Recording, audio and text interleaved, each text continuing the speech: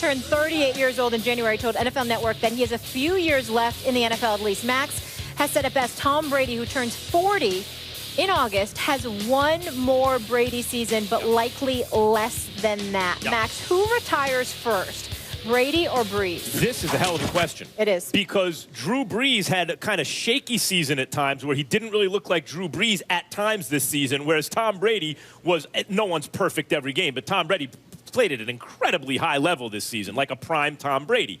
On the other, and Tom Brady's in a better system. He's protected better. He has a greater coach. Not to knock Drew Brees' situation, but Brady's in the greatest situation of all time with Belichick.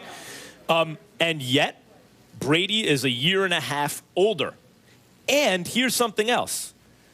Kraft came out yesterday and said he knows when Belichick's going to retire. And he's going to certainly coach this next season, and he's not going to say more than that. Well, if you're Tom Brady and you're approaching 41 and your head coach is going to leave, I think there's a good chance that Brady leaves with him. And so for that reason and the fact that Brady's a year and a half older, I'm going to say Brady retires before Brees. First of all, Brady's not going to retire before Brees. And there's several reasons as to why that is. They could talk about Belichick retiring all he wants to. Belichick ain't trying to go anywhere. Belichick's going to be around years to come. Kraft is making news. He's imitating Jerry Jones, making news and creating headlines. That's number one.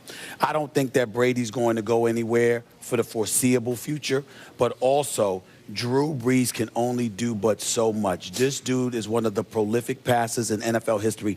Unlike Tony Romo, he actually has a Super Bowl on his resume. So let's be clear. We can't question the greatness or the accomplishments, but more of a workload is put on Drew Brees than is put on Tom Brady. Yeah. He never has a defense. I saw him yesterday. Right. I saw him yesterday, gave him a big hug because I got love for him because he's a great quarterback and a great guy.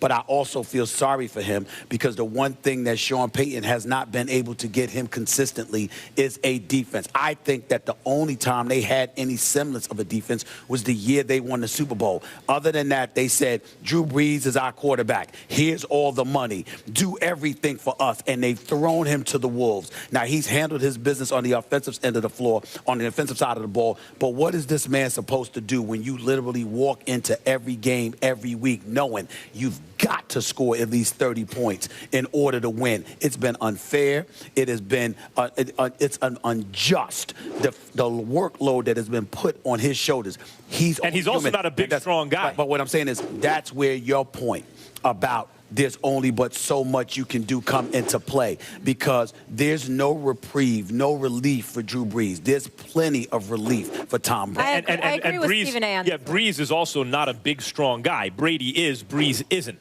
But there's something, the question is retirement. Now, when I say Brady's going to fall off a cliff, Brady is, goes from the greatest ever, falling off a cliff, he lands as an okay quarterback. I mean, we saw Joe Montana. It's hard to imagine Brady or Brees playing for anyone else, but we saw Joe Montana, who was very difficult to imagine playing for anyone else, play for the Chiefs. I mean, that happened. We've seen great quarterbacks, Brett Favre, Peyton Manning, switch teams, and in some cases, it wasn't like Peyton Manning, who wins a Super Bowl even when he isn't good anymore. It's like, boy, this guy ain't that good anymore, and he's not on that good a team. That could happen to either guy, so the question remains, who hangs them up first? Not who ceases to be their true selves any longer, but who hangs them up first. And I will take the guy who's a year and a half older hanging them up first. Here's all you need to know. The last 11 years, Drew Brees has thrown for a minimum of 4,300 yards per season. For the last 11 years, only one time has he completed 63% of his passes. Every other year of those 11 years has been 65% or better. This is with everyone coming at you. This is with everyone knowing you're the dude to stop. This is with everyone knowing that they don't have a defense, and still Drew Brees does what he does. I am telling you right now, he will probably retire before Tom Brady, but it will be an injustice because it is primarily what I call the Dan Marino syndrome, where you have this great quarterback and you use that as an excuse not to get a defense around this man. And this man, unlike Marino, unlike Tony Romo, has a Super Bowl championship on his resume. Let's remember that. Do you think they don't want to be good defensively? They're just not good at it. They haven't put together a defensive squad. They want to be good defensively. If you're Brady and Belichick, why are you separating any time soon with his legacy? Let me interrupt. Let me ask you a question.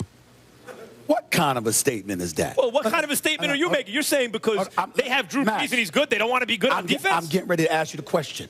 That's all somebody? Think about what you're saying. Yeah. So in other words, I represent a particular city. Max Kellerman is my coach. You're not getting it done because you can't put a damn defense on the field, and you get to look me and the citizens of the city you represent in the face and go like this. You think I don't want to have a defense? Of course I want to have a defense. What you're saying, follow the logic of your comment. You're saying you have a great, no, it's not. You're saying because you have a great quarterback, use it as an excuse not to get a defense. An excuse as though you don't want the defense. I'm saying, of course they want it. They're not good at it. No, the excuse. They're not good at putting a defense on the field. The excuse is you're not prioritizing because you have the quarterback. You want them to make defense a priority. Yes. Because I have Drew Brees. Right, so you play. I have Drew Brees. So you play in a dome. You play in a dome with a great quarterback, and you want to make defense the priority. Yes, okay. because I have Drew Brees. In other words, if I have Max Kellerman, why the hell do I need another intellectual? I got Max Kellerman. Why do I need more? Well, you got that covered. Let me get something else to buffer it. Well, because if the situation is, and maybe the Colts are a bad example because they also don't have a defense, but if the situation is that you have an Andrew Luck and you don't get him an offensive line, then the complaint will be that you're not protecting the quarterback. There are finite resources. I'm glad you brought Andrew Luck up. Your choice for MVP. Preseason, when I said, hold on. When I said, you had to get preseason. I gave that up about week 10. Oh, yeah, okay. What I'm saying to you is, why did I tell you Andrew Luck wasn't going to win MVP? Because their defense stunk. As a result, they would lose games, and he wouldn't even be in the picture. What happened? So, excuse me, what's more important, that they protect Andrew Luck or they get him a defense? No. Of course it's more important that they protect him. Okay. But that's not what we were saying. What I'm talking about, the other requisite weapons around him suffice. You have to go out there and get a defense because you put more on him, and then you endanger his health. That's why he's got the kidney lacerations and all of this other stuff. Actually, and everything's interdependent, but actually, when you have a quarterback, you want to protect them with an O-line. Of course. There are finite resources. You can't have everything. You got to pick your poison. You got to sit up there and get a defense and can't put it on every shoulder. It would be nice, but it's not. They're not using it as an excuse. They're not good at it. Got to see Stephen A. annoyed in person. That's what it's like. That's the real deal. Coming up, the King of the South, Tip, will be here supremely confident.